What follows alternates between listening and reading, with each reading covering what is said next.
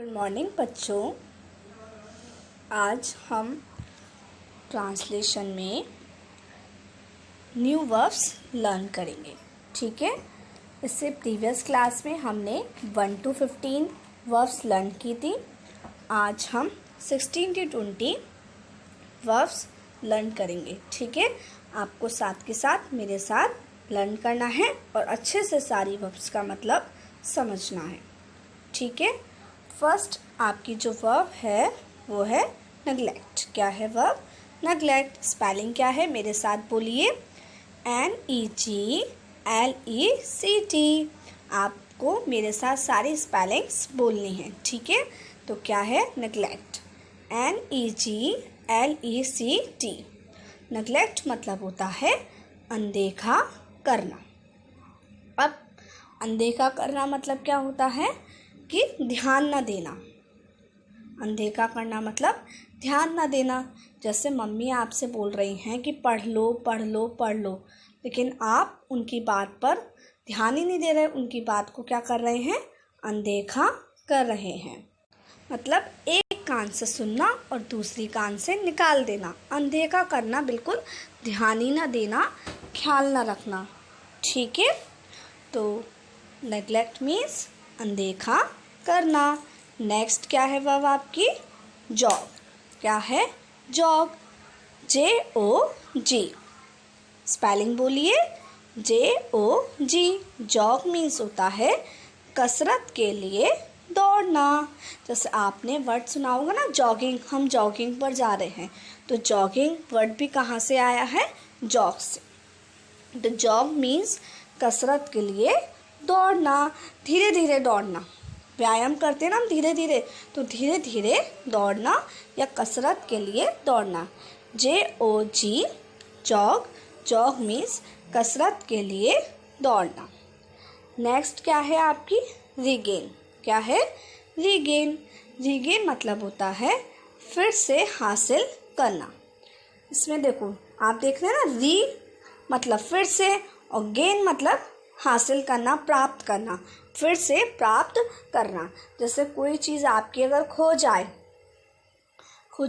और आपको वो चीज़ फिर मिल जाए, दोबारा प्राप्त कर लें आप उसको, तो खोई हुई चीज़ को पुनः प्राप्त करना, दोबारा प्राप्त करना, इट मीन्स रीगेन।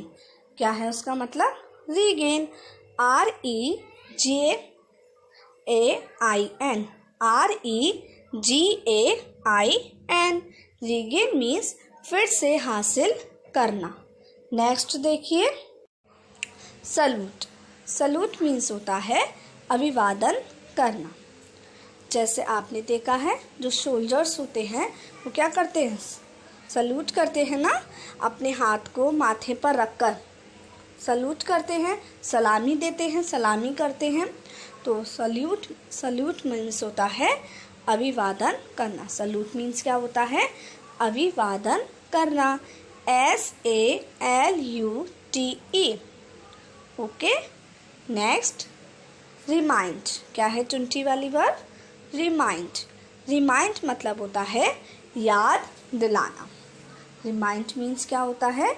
याद दिलाना, किसी को कुछ याद दिलाना।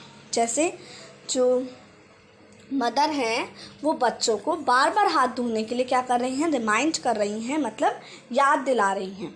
याद दिलाना। ठीक है, हम आपको बार बार याद दिला रहे हैं that your exams are coming up, कि आपके एग्ज़ाम्स आ रहे हैं, सो वर्क हार्ड, इसलिए कठिन परिश्रम कीजिए।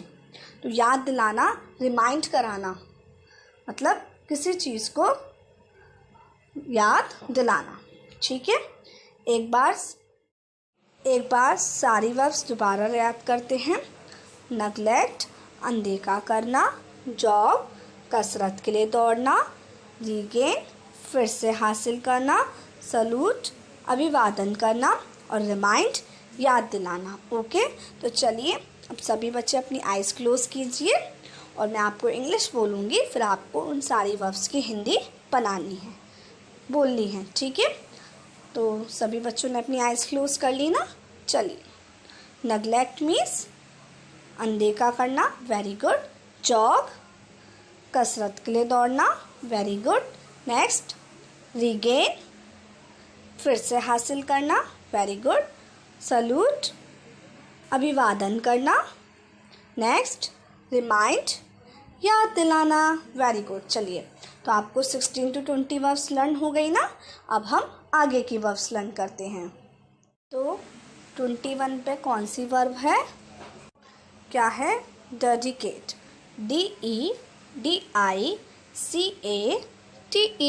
डेडिकेट। डेडिकेट मतलब होता है समर्पित करना। किसको समर्पित करना? खुद को समर्पित करना। समर्पित करने का मतलब होता है किसी काम को करने में अपनी पूरी शक्ति लगा देना, अपनी पूरी शक्ति लगा देना, अपना पूरा समय लगा देना, उसके प्रति क्या हो जाना? बिल्कुल समर्पित हो जाना। ठीक है, जैसे हम कह सकते हैं he dedicated his life to helping the poor. मतलब उसने अपनी जो लाइफ है वो किसके प्रति समर्पित कर की है? किसके प्रति? लोगों की, गरीब लोगों की मदद करने पर। ठीक है, तो डेडिकेट मतलब होता है समर्पित करना, मतलब अपना सारा समय, अपनी सारी शक्ति किसी काम को करने में लगा देना। ठीक है, एक विशेष रूप से किसी चीज़ को अर्पित करना। नेक्स्ट क्या है? इम्प्लीमेंट। इम्प्लीमेंट मतलब होता है अमल में लाना। IMPLEMENT। जैसे मान लो सरकार ने कोई योजना बनाई या कोई पॉलिसी बनाई, कोई नीति बनाई, तो उसको जो लोग होते हैं, जो शहर के लोग हैं या तो देश के लोग हैं, वो क्या करते हैं? अमल में लाते हैं। अमल में लाते हैं मतलब अपने व्यवहार में लेकर आते हैं, उस चीज़ को अपनाते हैं। उस चीज़ को क्या करते हैं? अपनाते हैं। ठीक है, तो इम्प्लीमेंट मतलब होता है अमल में लाना। IMPLEMENT, अमल में लाना मतलब उस चीज़ को मानना।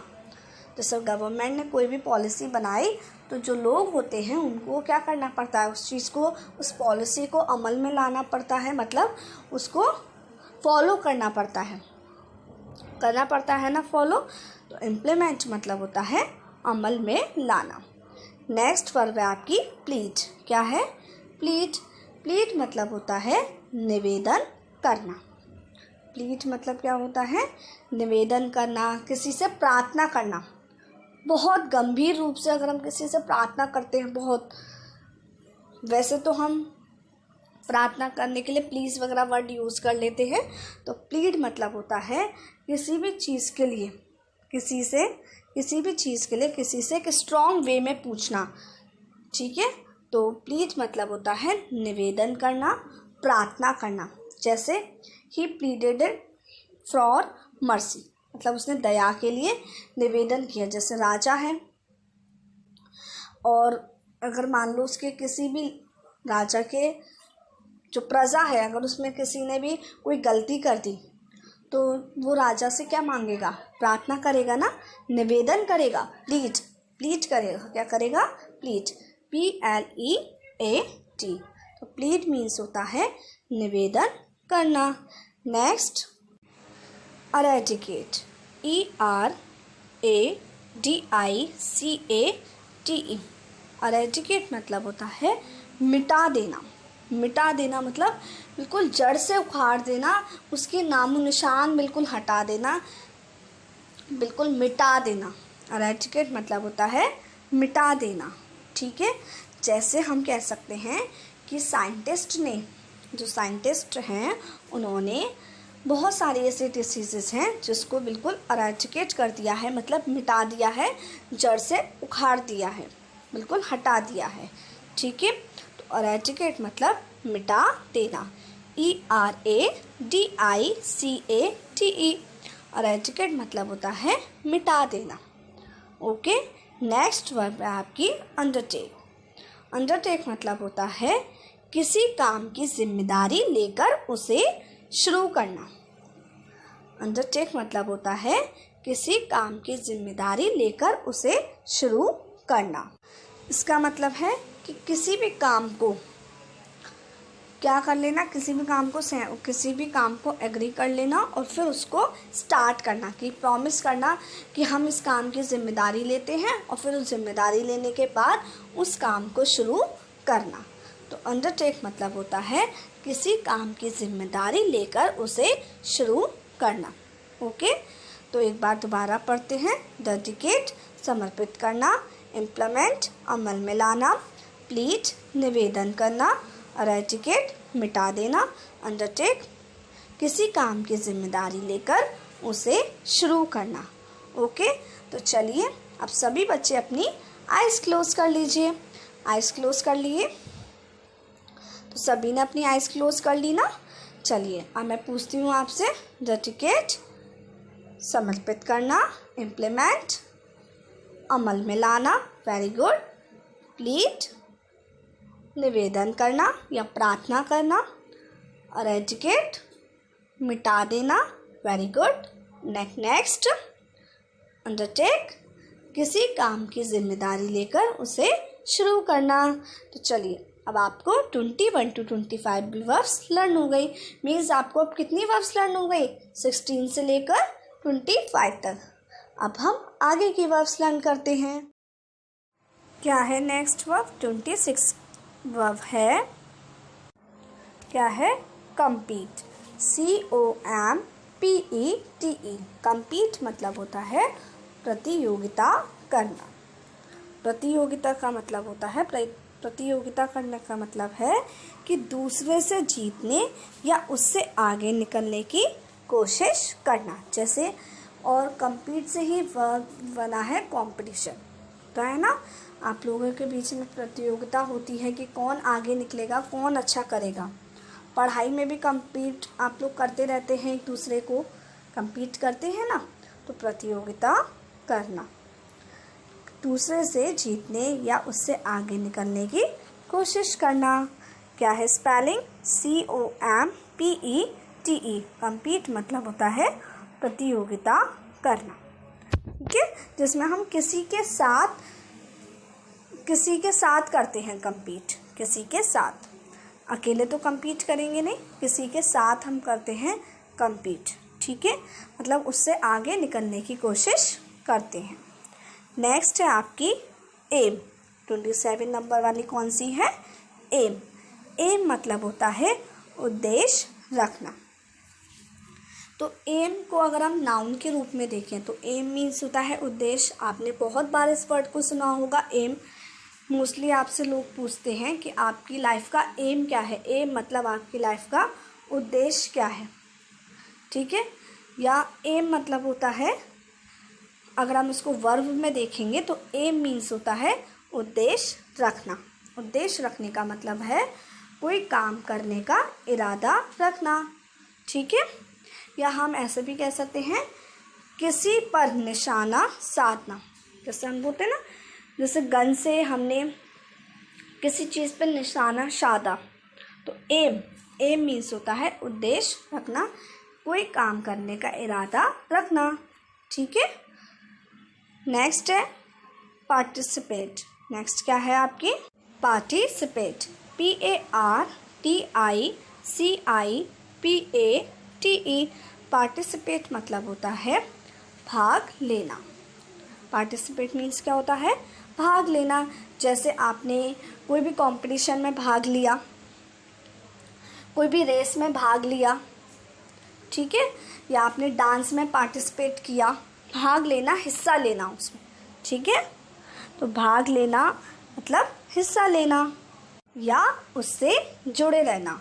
तो participate, I participated in the dance, मैंने डांस में पार्टिसिपेट किया मतलब भाग लिया। नेक्स्ट है हमारी कंप्राइज। कंप्राइज मीन्स है शामिल करना, COMPRISE।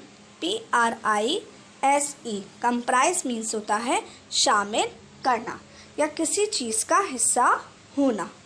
जैसे मैंने बोला कि एक हाउस है, उस हाउस में क्या क्या है, घर में बेडरूम है, किचन है एंड आपके ड्राइंग रूम है। तो मैं ऐसे बोलूँगी a house comprising, a house comprising a living room, bedroom, kitchen, मतलब उसके अंदर वो चीज़ें हैं, उसका क्या है, वो चीज़ें उस घर का वो हिस्सा है। तो a house comprising living room, bedroom, it means that वो उस चीज़ का हिस्सा है। तो कंप्राइज मतलब होता है शामिल करना या किसी चीज़ का हिस्सा होना, मिलकर बना होना। ठीक है। नेक्स्ट है आपकी अंडरगो। अंडरगो मीन्स होता है गुजरना। अंडरगो मीन्स क्या होता है, गुजरना। देखिए इसका अच्छे से मतलब समझिए। तो गुजरने का मतलब होता है, जैसे मैंने बोला कि एक वुमेन का क्या हुआ, ऑपरेशन हुआ। तो ऑपरेशन हुआ तो हम ऐसे बोलेंगे कि वो उस ऑपरेशन से क्या हुई, गुजरी ना, मतलब उसका वो ऑपरेशन हुआ। तो क्या बोलेंगे इंग्लिश में हम उसको, अंडरगो। अंडरगो मतलब होता है कठिन स्थिति से गुजरना। ठीक है। और उस स्थिति से गुजरने के बाद हमारे पास एक एक्सपीरियंस होता है, एक अनुभव होता है। ठीक है। जैसे मान लिया कोई सर्जरी से अंडरगो हो रहा है, सर्जरी से अंडरगो मतलब उसकी वो सर्जरी हो रही है, उस सर्जरी से वो गुजर रहा है। ठीक है। तो चलिए अब हम सारी वर्ब्स एक बार रिवाइज कर लेते हैं। कम्पीट, प्रतियोगिता करना। एम, उद्देश्य रखना। पार्टिसिपेट, भाग लेना। कंप्राइज, शामिल करना। अंडरगो, गुजरना। ओके। तो चलिए अब सारे बच्चे अपनी आइज़ क्लोज कर लीजिए और फिर हम आइज़ क्लोज करके इन वर्ब्स को लर्न करते हैं। ठीक है। तो चलिए सभी बच्चों ने अपनी आइज़ क्लोज कर ली ना। जिन्होंने आइज़ क्लोज नहीं की है ना, वो फटाफट से अपनी आइज़ क्लोज कर लीजिए। सबको वर्ब्स लर्न करनी है ना, सबको good girl and good boy बनना है। तो चलिए, क्या है, कम्पीट मीन्स प्रतियोगिता करना, वेरी गुड। एम मीन्स उद्देश्य रखना। पार्टिसिपेट, भाग लेना। कंप्राइज, शामिल करना। अंडरगो, गुजरना। Very good. सबने बहुत अच्छे से लर्न की ना। तो चलिए एक बार हम 16 से लेकर 30 तक सारी वर्ब्स को एक बार रिवाइज कर लेते हैं। अब सभी बच्चे अपनी आइज़ क्लोज ही रखेंगे, किसी को भी अपनी आइज़ ओपन नहीं करनी है। तो सब बच्चे अपनी आइज़ क्लोज रखिए और मैं आपको फिर इंग्लिश बोलूँगी and you have to tell it's Hindi. Okay. तो स्टार्ट करते हैं। नेग्लेक्ट, अनदेखा करना। जॉग, कसरत के लिए दौड़ना, वेरी गुड। रीगेन, फिर से हासिल करना। नेक्स्ट, सल्यूट, अभिवादन करना। रिमाइंड, याद दिलाना। आगे, डेडिकेट, समर्पित करना। इम्प्लीमेंट, अमल में लाना, वेरी गुड। बहुत अच्छे से सुना रहे हैं सारे बच्चे। प्लीड, निवेदन करना। एरेडिकेट, मिटा देना, वेरी गुड। नेक्स्ट, अंडरटेक, किसी काम की जिम्मेदारी लेकर उसे शुरू करना। नेक्स्ट, compete, compete मीन्स प्रतियोगिता करना, वेरी गुड। नेक्स्ट, एम, उद्देश्य रखना। पार्टिसिपेट, भाग लेना। कंप्राइज, शामिल करना। अंडरगो, गुजरना, वेरी गुड। इसका मतलब सभी बच्चों को सारी वर्ब्स अच्छे से लर्न हो गई। ओके। तो आपको क्या करना है, इन सारी वर्ब्स को लर्न करना है। कहाँ से, 16 से लेके 30 तक। और 1 to 15 भी तो हम लर्न कर चुके हैं, तो आपको 1 to 30 लर्न करनी है और अपनी नोटबुक में 16 to 30 वर्ब्स को लिखना है।